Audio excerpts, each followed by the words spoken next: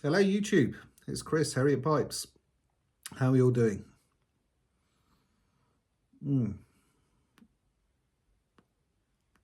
Just shutting up for the day. Thought I'd have a whiskey, so cheers.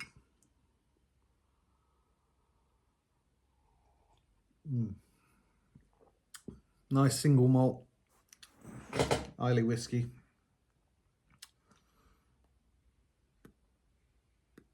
And with it,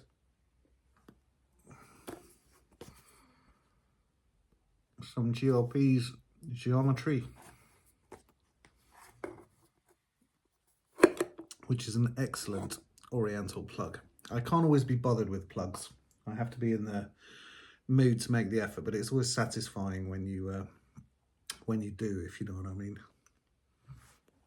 I've got you all at a bit of an angle, I think. That's better.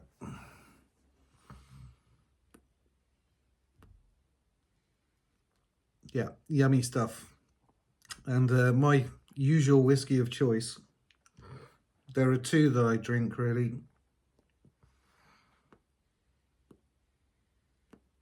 I used to drink Lagavulin 16, but they had a hiatus around COVID time and the price went through the roof, and it's just not worth what they charge for it, frankly. It went from being a €50 bottle to a €90 bottle in the space of a year and a half, so I don't drink that anymore out of principle. Now it's Carlisle,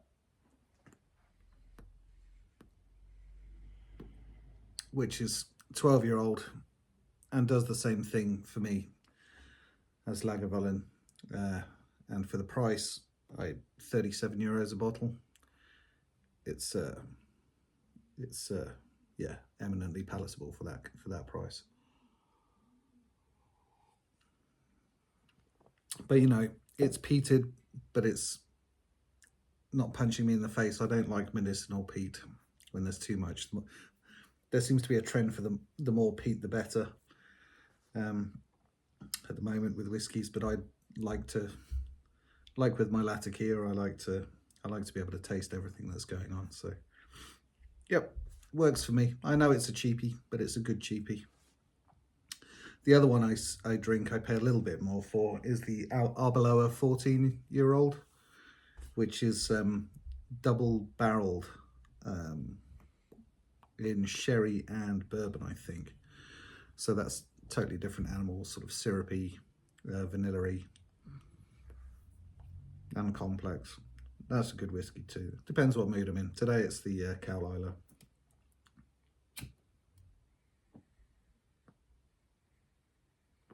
So, I've been busy, as you'd expect, getting ready for the pipe show.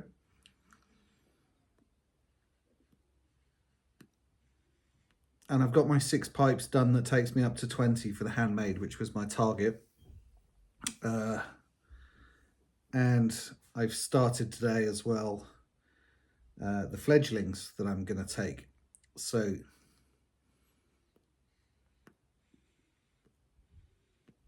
roughed out the shaping on the bowls where necessary, drilled the draft holes where necessary, mortise and tenons, done the transition on the stems up to files, and also roughed out the buttons on all of them. So I'm really pleased with my day's work today.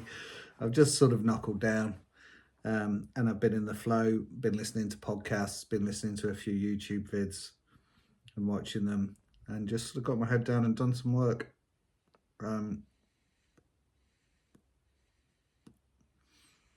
Also separated them out into smooths, rustications and sandblasts based on grain quality. So I'm in good shape for putting a big dent in those towards the end of the week. I'm at Bruno's tomorrow. So Friday, Saturday, Sunday, I expect to have all the smooths and rusticated done, and then I will pop over to Bruno's at the beginning of next week and sandblast the other ones. And then I'm ready, just ahead of time. So that's a good feeling. We've got some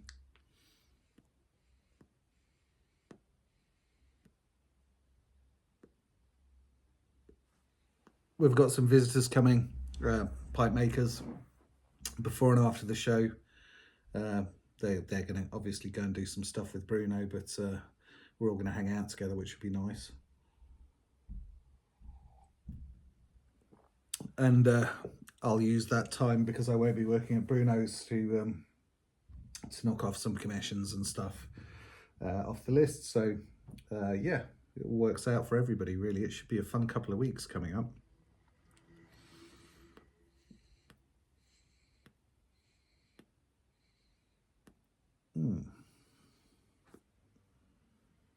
So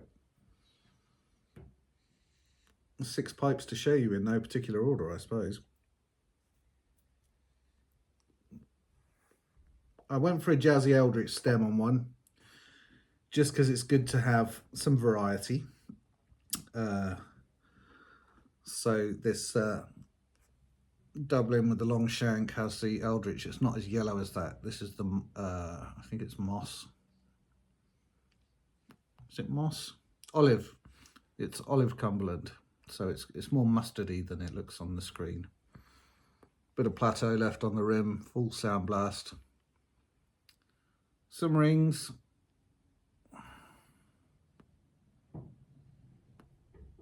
We'll see. We'll see what the French think of Eldritch resin, Chris. If you watch. And then the rest are all one black stem and the rest are Cumberland, of varying sorts of Cumberland. So I did manage to get 4 rusticated pipes done this week, and I really needed some, so I was pleased for that. And one of them is a 9mm. I thought it would be good to have at least some variety on the table for that, so at least one option for somebody. So this one's not it. You remember the blasted Bulldog 8 shank I did for a commission the other week? This is its rusticated brother or sister. Same pipe in essence. Blue Cumberland. And red contrast rings.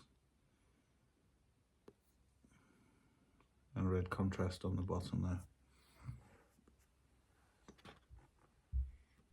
I don't want to put this down, but I will. Otherwise it's going to be dribbling at everyone. So that's the first one. Then I sort of did a sort of larger version, which is the 9mm pipe. That's got, I don't know if you can see the detailing, but it was a nice bit of Cumberland with the detailing you can see on the shank here. Managed to catch those details on the Cumberland, so I was happy about that. Orange contrast rings, and it's a blue and a green and a black Cumberland, this one. So that's the 9mm that's coming with me, the only 9mm. Then I did a sort of a Dublin with a smooth contrast rim and Fordite, little black stem.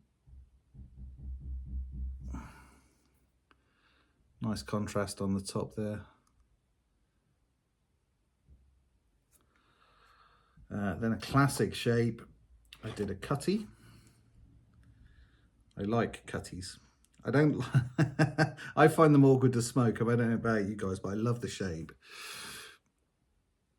So the forward canted bowl and rusticated with a brown stain, red brown, classic Cumberland, smooth rim. Yeah.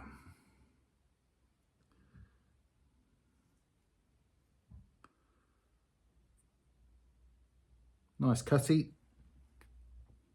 Rocketing through them, aren't I? And finally, a semi-blasted Bulldog with Eskimo elements. So it's a classic Bulldog with some nice rings on the grain, on the blast.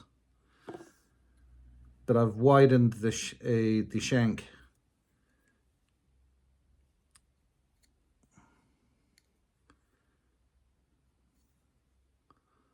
So it's Eskimo-y.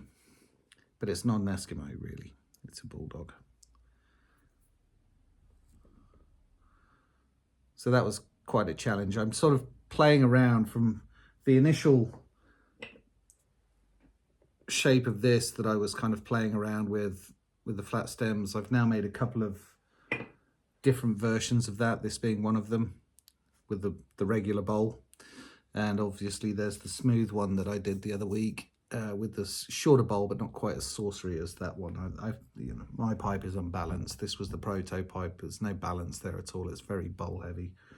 Yeah, I'm getting there with. I'm close to what I want the shape to be, but I'm happy with the shapes I'm producing on the way to that sort of end goal. So there we go. That's that. And then, yeah, I've got about 25 fledglings on the go. They're all sort of at this stage, as I said, so the transition's been done. Filed the stems down for the correct diameter on the bite zone. Buttons are roughed out. There's an ebonite one. Pots.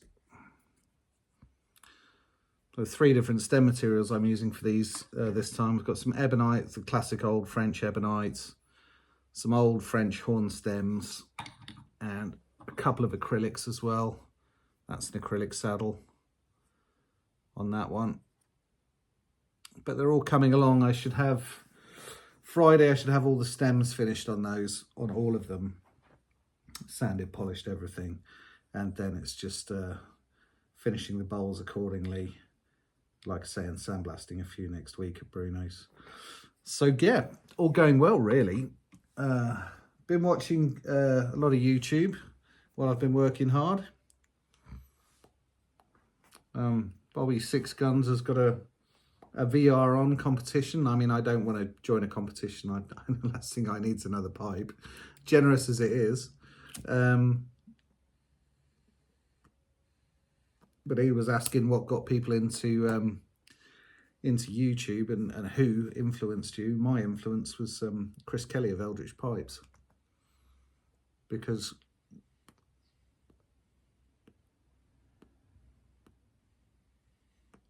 before I fell in with Bruno, by happenstance, Chris was a good mentor and a font of knowledge, and one of the things I noticed that he did was have a YouTube channel, which I used to watch. So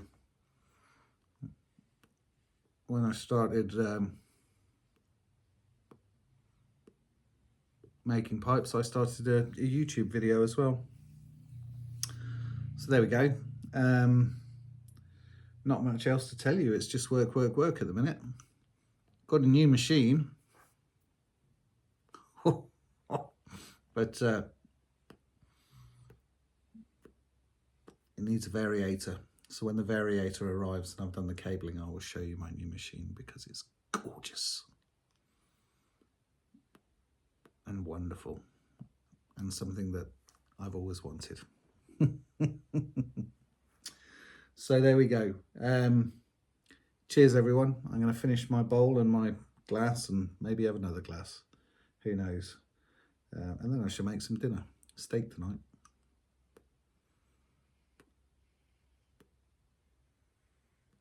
Cheers everyone. All the best.